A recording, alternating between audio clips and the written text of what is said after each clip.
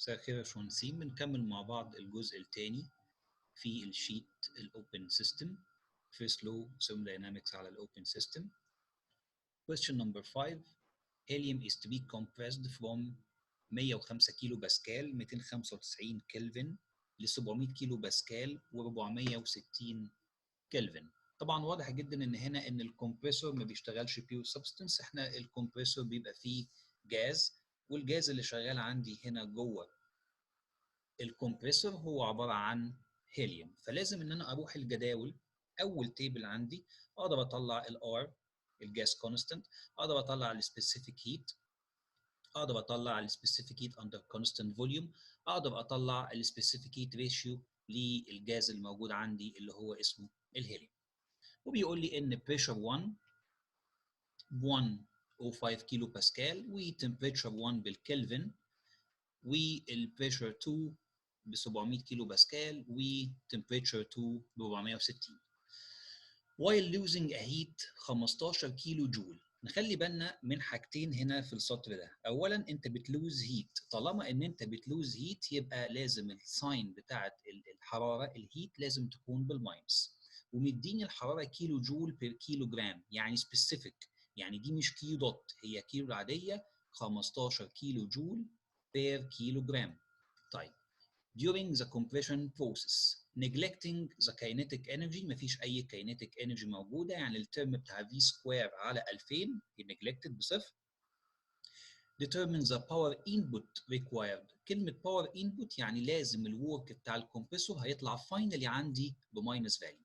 وعايز كمان يعرف الماس فلو ريت، لا ده هو هنا مديني الماس فلو ريت ب 60 كيلو جرام بير مينت. طبعا الماس اللي هي الام دوت اللي هي 60 كيلو جرام بير مينت، انا ما بشتغلش يا جماعه بالمينت، المينت فيها 60 ثانيه، يعني الكلام ده يطلع 1 كيلو جرام بير سكند. طيب انا ايه اللي عندي؟ انا هروح ابلاي الفيرست لو اوف ثيرموداينامكس، كيو دوت ماينس دبليو دوت ايكوال ام دوت في اتش اكزت اللي هي الاتش 2 بلس الفي 2 بزيرو بلس الجي زد بزيرو ماينس H1. يبقى انا هنا في الفيرست لو انا عملت نيجلكت الكل من البوتنشال انرجي والكاينيتيك انرجي. طيب هتيجي تسالني هجيب ال H2 منين وال H1 منين؟ ال H هي الانثالبي، اقول لك تعريفها هي السبيسيفيك هيت اندر كونستانت تمبريتشر تايمز اي التمبريتشر.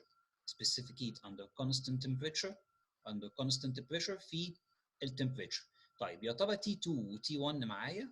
T2 جيفن 460، T1 جيفن ب 295، سي بي من الجدول، الام دوت جيفن ب 1 كيلو جرام. لو انا عوضت بالفاليو بتاعت الكيو اللي جيفن اقدر اطلع من هنا الورك، بس في مشكله. ايه المشكله اللي بتواجهني في المساله هنا؟ ان الكيو دوت هي ريت، يعني المفروض تطلع بالكيلو وات او كيلو جول بير سكند، لكن انا عندي الجيفن كيو هي عباره عن كيلو جول بير كيلو جرام. طيب احنا الوحدات يا جماعه هي اللي بتتكلم، انا عايز الكيو دوت هي عباره عن كيلو وات. ايه هو الكيلو وات؟ هو عباره عن كيلو جول بير سكند. ازاي اقدر احصل على الكيلو جول بير سكند؟ انا المفروض الكيو اللي عندي هي جيفن بالكيلو جول لكل كيلو جرام. طب ما انا لو ضربت في كيلو جرام بير سكند، الكيلو جرام يروح مع الكيلو جرام يبقى كيلو جول بير سكند اللي هو المطلوب اللي انا اعوض بيه. طيب يا ترى ايه القانون اللي انا اقدر اطلع بيه من هنا؟ ان انت هتضرب الكيو العاديه، لان الكيو العاديه هي اليونتس بتاعتها كيلو جول بير كيلو جرام، فحاجه اليونتس بتاعتها كيلو جرام بير سكند، انا ما عنديش غير الام دوت. يبقى انا لو ضربت الماس فلو ريت تايمز الكيو اللي هي السبيسيفيك كيلو جول بير كيلو جرام اقدر احصل على الباور. ودي تبقى حاجه مسلمه انت تحفظها، ان انت اي حاجه باور هي عباره عن الام دوت في الباور، او فنسميه بقى الورك سبيسيفيك. مثلا لو بنتكلم على الباور يبقى هنا ورك سبيسيفيك، يبقى اي حاجه بالكيلو وات هي عباره عن ام دوت في الحاجه السبيسيفيك اللي هي بتبقى كيلو جول بير كيلو جرام. طيب يبقى من هنا اقدر اطلع الورك، اطلع الباور، انا اسف، لان هنا هيطلع بماينس فاليو وهيطلع بالكيلو وات. طيب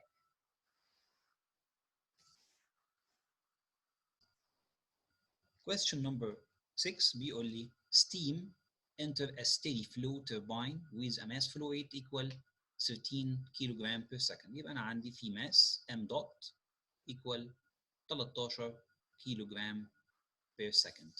الكلام دوت داخل عند 600 درجه و8 ميجا باسكال. يبقى انا اقدر اقول الحاله عند رقم واحد، انا هسمي المدخل ده رقم واحد، يبقى عندي P1 بيساوي 8 ميجا باسكال و temperature 1 equal 600 degree سيلسيوس. طبعا الحاله دي طبعا هي عباره عن سوبر هيتد، يبقى اقدر اروح اجيب الاتش اللي هي الانصالبي عن نقطه واحد. وبيقول لي نيجلكت الفيلوسيتي، مفيش اي فيلوسيتي، يبقى مفيش اي كاينيتيك انرجي عندي، وبالتالي مفيش بوتنشال انرجي لما مفيش فرق في الارتفاعات ما بين المدخل والمخرج اللي هو هنا رقم 2. and the steam expand هيتمدد في التربينه to a saturated vapor. يبقى هو اداني الحاله ومديني بريشر، يبقى عند حاله رقم 2 مديني البريشر بتاع 0.2 هو 0.3 ميجا باسكال، ومديني الحاله هي عباره عن saturated vapor. يبقى خلاص، يبقى انا هخش جداول الساتوريشن او البريشر تيبل بالبريشر 0.3 ميجا باسكال، اقدر اطلع ال H2 هي عباره عن H جاز عند هذا البريشر. بس عند النقطه ديت في 10% من الستيم is removed for some other use. يعني انا في 10% من الام دوت هتخرج من البايب هنا لاستخدام معين، يبقى اكيد اللي رايح يتمدد في التربينه الثانيه اللي هي السكند ستيج هو عباره عن 90% من الام دوت، وداخل بنفس الحاله اللي انت خارج بيها. يعني ممكن نقول الدخول هنا هو رقم 2، يبقى اللي خارج هنا رقم 3. طب اللي خارج دوت حالته ايه؟ قال لي ان يحصل اكسبانشن لحد ما البريشر يكون 10 كيلو باسكال وكواليتي 85%. يبقى حاله رقم 3، حاله رقم 3 هي عباره عن ميكتشر. عرفت منين ان هي ميكتشر؟ لان هو مديني الكواليتي ب 85%. طيب يبقى الاكس هي عباره عن 0.85 ومديني البريشر 10 كيلو باسكال. اقدر اخش الجداول بتاعه البريشر، اطلع كل من الاتش اف واطلع كل من الاتش اف جي، يبقى therefore H3 will be equal to HF plus X في HFG. يبقى انا كده قدرت اطلع H3. المطلوب لو كانت كل التربينه اللي عندك هنا سواء الستيج الاولانيه او الثانيه ادياباتيك، يبقى معنى كده ان الكيو دوت ايكوال تو 0. طيب المطلوب عايز الريت اوف ذا وورك. طبعا كلمه ريت اوف ذا وورك يعني باور، يبقى هو لو كان قال لي وورك بس يبقى ده سبيسيفيك، ريت اوف ذا وورك يبقى ده باور باي ذا ستيم during this process. طيب انا هنا التربينه اتقسمت على حتتين. يعني ايه؟ يعني اقدر اقول له ان الورك اللي خارج من التربينه هو عباره عن ام دوت اللي ماشيه في H1 ماينس H2 بلس ده التربينه الاولانيه كان ماشي فيها كل الام دوت ستيم، لكن التربينه الثانيه مش ماشي فيها كل الام دوت ستيم، ماشي فيها 90% بس من الام دوت ستيم، والدخول كان عندي H2 والخروج كان عندي H3. لو انا قدرت اعوض بالفاليو بتاعت كل الاتشز اللي انا جبتها مع الام دوت اللي هي جيفن، يبقى انا كده قدرت اجيب الورك بتاع التربينه. طبعا السؤال اللي انت هتساله لنفسك هو القانون ده جه منين؟ لو انت رحت عملت ابلاي للفيرست لو اوف ثيرموداينامكس من الاول خالص، Q دوت ماينس W دوت ايكوال M دوت في فرق الاتشات وفرق الفيهات وفرق الزد الجي زد، انت بتعمل نيجلكت للبوتنشال انرجي، نيجلكت للكاينيتيك انرجي، مش هيبقى عندك غير دلتا اتش. طب ولو كل التربينات عندك انزيوليتد يبقى لقيت ان الورك هو عباره عن ام دوت في الدلتا اتش بس.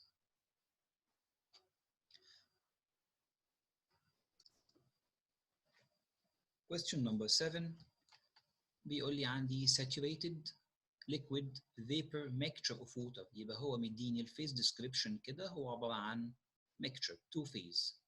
بيقول لي انها cold wet steam، ده مسمى تاني ليها. in a steam line ماشي فيه ماسوره، والكلام دوت عند 1500 كيلو باسكال. يبقى انا لو سميت state number 1 يبقى انا given عندي ان state number 1 ان البريشر عند 1 هو 1500 كيلو باسكال، ومديني الحاله هي عباره عن ميكتشر. طيب سؤال، لو انا دلوقتي انا ما قريتش المساله، بس لو انا سؤال عايز اجيب الاتش عند 1، مش هي عباره عن اتش اف بلس اكس في اتش اف جي؟ كلام سليم.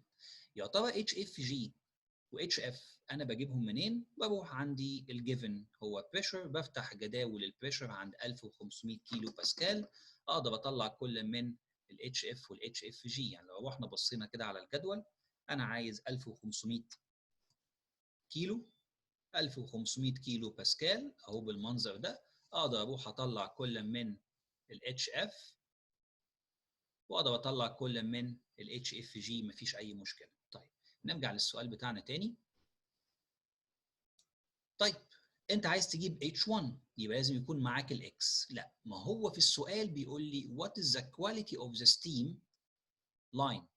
عايز اعرف الكواليتي بتاعت الستيم اللي موجود ماشي في اللاين، يبقى هو بيدور على الاكس. يبقى اكيد علشان اجيب الاكس من المعادله هنا يبقى لازم ادور على H1. طيب نكمل. بيقول لي ان الميه اللي ماشيه من هنا اللي هي الويت، ايه اللي هيحصل لها؟ ثروتلد، يعني هتعدي على فالف لحد ما البريشر بتاعها هيقل يبقى ب 50 كيلو باسكال، ده الحاله رقم 2، والتمبريتشر 100 درجه. يبقى given state number 2 ان البريشر 2 هو عباره عن 50 كيلو باسكال، والتمبريتشر T2 بتساوي 100 degree سيلسيوس. طيب افكركم بالدرس بتاع البيور سبستنس. لو انا عايز اعمل فيز ديسكريبشن، لو عندي بريشر 50 كيلو باسكال، يا ترى ايه هي التمبريتشر الساتوريشن اللي بتعدي بيه؟ تعالوا نشوف مع بعض في الجدول. انا عايز 50 كيلو باسكال. عند 50 كيلو باسكال التمبريتشر عندي ب 81 almost، او يعني approximate 81، نقول 81. التمبريتشر عندي هنا ب 81 درجه. طيب انا التمبريتشر اللي عندي ب 100 درجه، هل هي اعلى ولا اقل؟ اكيد هي اعلى. فلما اجي اقاطع ال 100 درجه مع ال 50 كيلو باسكال هلاقي ان التقاطع حصل في منطقه السوبر هيتد. يبقى انت عملت فيز ديسكريبشن لبوينت 2 ان هي سوبر هيتد. طيب وطالما هي سوبر هيتد لازم تروح بالبريشر والتمبريتشر علشان تقدر تطلع لي الفاليو بتاعت H2. طيب وبعدين انا لسه ما حلتش السؤال، ايه علاقه H2 ب H1؟ لو انت مذاكر هتعرف ان المعادله بتاعه الفالف هي عباره عن H1 equal H2. طب يا ترى المعادله دي جت ازاي؟ اكيد بعد ما هنعمل apply للفيرست لو اوف thermodynamics. Q dot minus W dot equal M dot في H2 plus V2 squared over 2000 plus GZ2 minus bracket تاني H1 plus V1 squared over 2000 plus GZ1. طبعا نقطة 1 ونقطة 2 على نفس الليفل، فما فيش أي تشينج في البوتنشال انرجي. وسيم diameter، ما فيش أي تغير في الديامتر بتاع البايب، فبالتالي ما فيش أي تغير في الفيلوسيتي فلويد ميكانكس. وأنا هنا عندي ما فيش أي حرارة وما فيش أي work، فبالتالي 0 equal m dot في H2 minus H1. بقسمة المعادلة دي كلها على الام دوت يبقى طلعت من هنا ان H2 minus H1 equal to 0.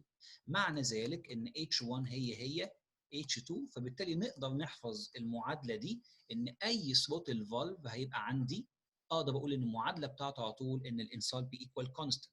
طيب انا بعد ما جبت الفاليو بتاعت H2 روح اعمل تعويض للفاليو بتاعت H2 مكان H1، هتلاقي الانون الوحيد هو الاكس.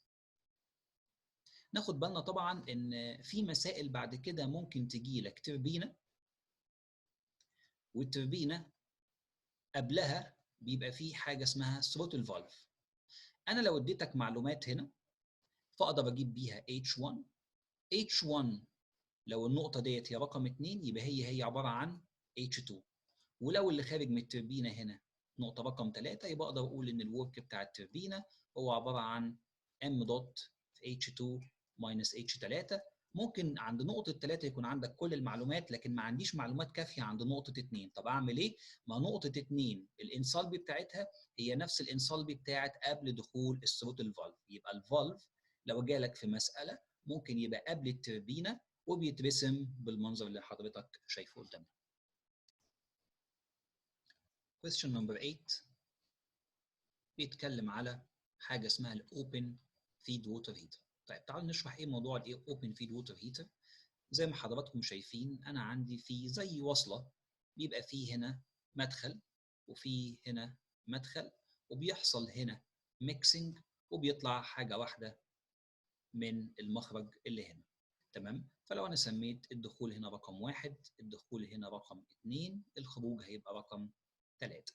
علشان يحصل أي عملية تحت كلمة ميكسنج لازم البريشر يكون equal constant. فلو انا اديتك البريشر عند مدخل 1 او عند مدخل 2 او عند مدخل 3 فاوتوماتيك انت تبقى عارف ان البريشر 1 والبريشر 2 والبريشر 3 equal لبعض. فنقرا بيقول لي consider an open feed water heater اللي احنا اتكلمنا عنه that operate شغال عند 1000 كيلو باسكال. يبقى ال 1000 كيلو باسكال دي تخص نقطه رقم 1 ونقطه رقم 2 ونقطه رقم 3. هنبتدي نتكلم بقى على فرعة لوحدها. فالفرعة الأولانية اللي هي رقم 1 اسمها فيد ووتر، يعني داخل من هنا مية. طب يا ترى المية اللي داخلة ديت خط تغذية المية ده داخل بكام؟ داخل ب 50 درجة وكمان داخل ب 1000 كيلو باسكال. هو ما قالش 1000 كيلو باسكال بس أنا حطيتها.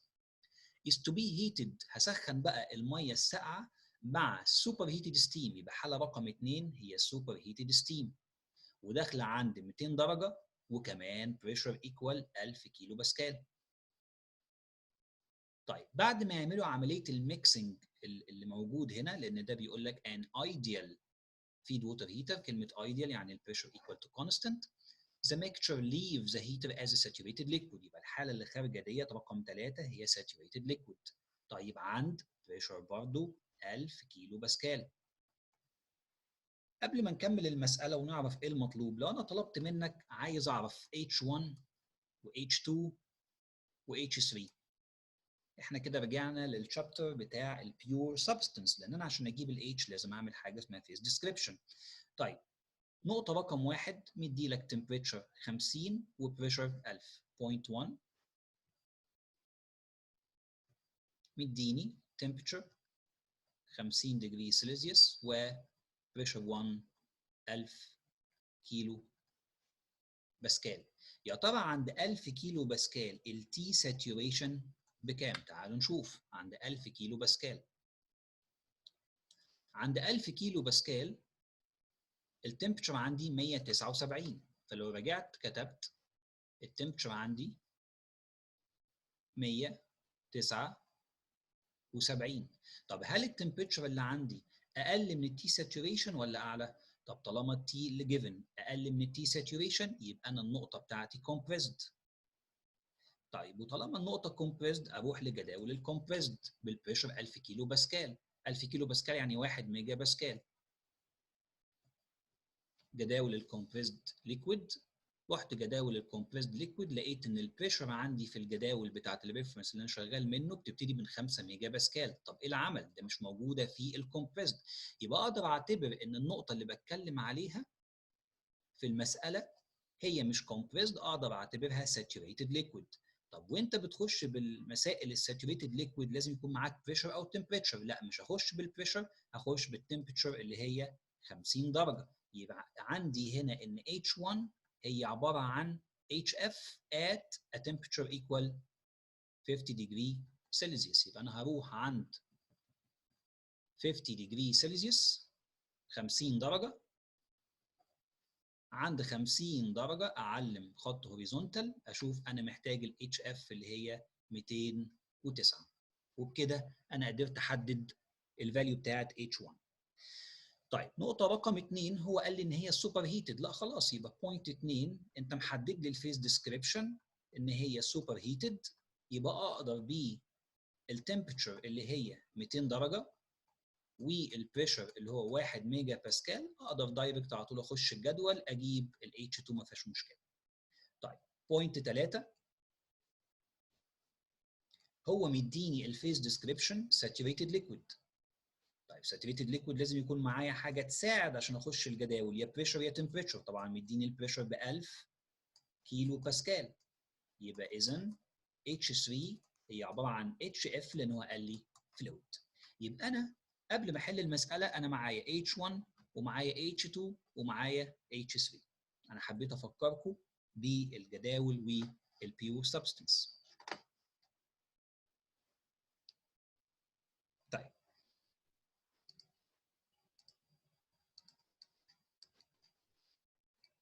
ايه المطلوب في المساله؟ بيقول لي لو سمحت انا عايز الريشيو بتاعت الماس فلو ريت.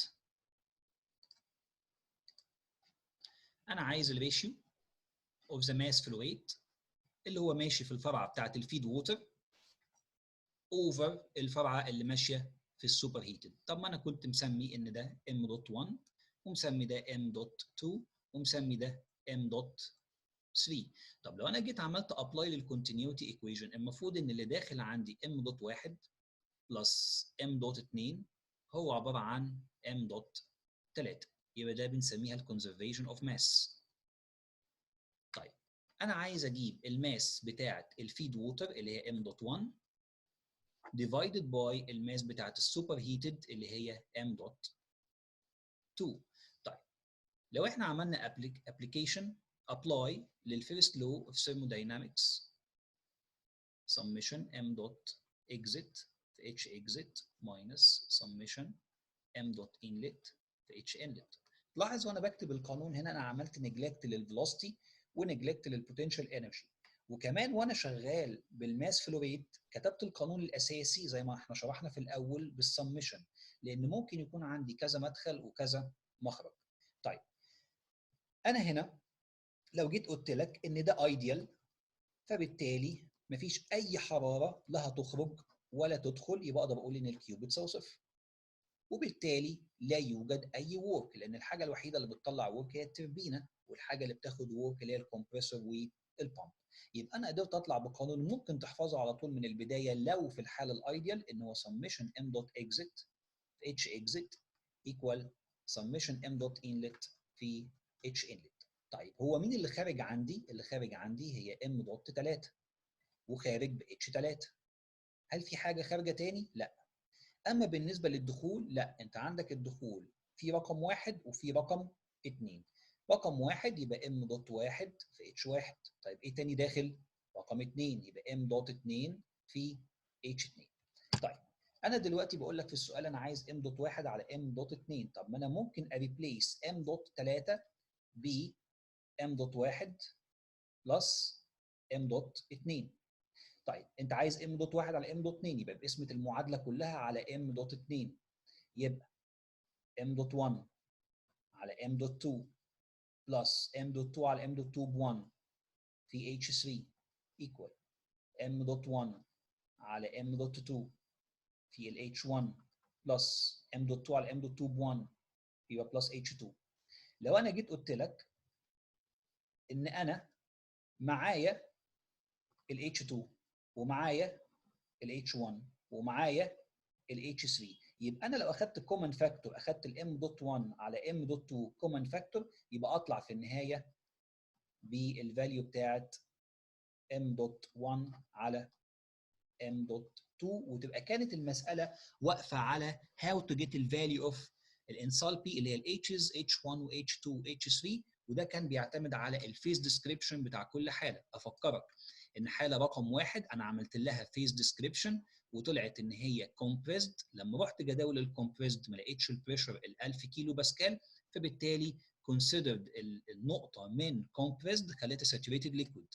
نقطه رقم اثنين كان هو مديهاني ان هي سوبر هيتد فدخلت الجدول على طول. نقطة رقم 3 كان برضو مديني الفيز ديسكريبشن ان هي ساتوريتد ليكويد فدخلت بالبريشر دايركتلي للجدول وجبت على طول الاتش بتاعتي هي اتش فلويد.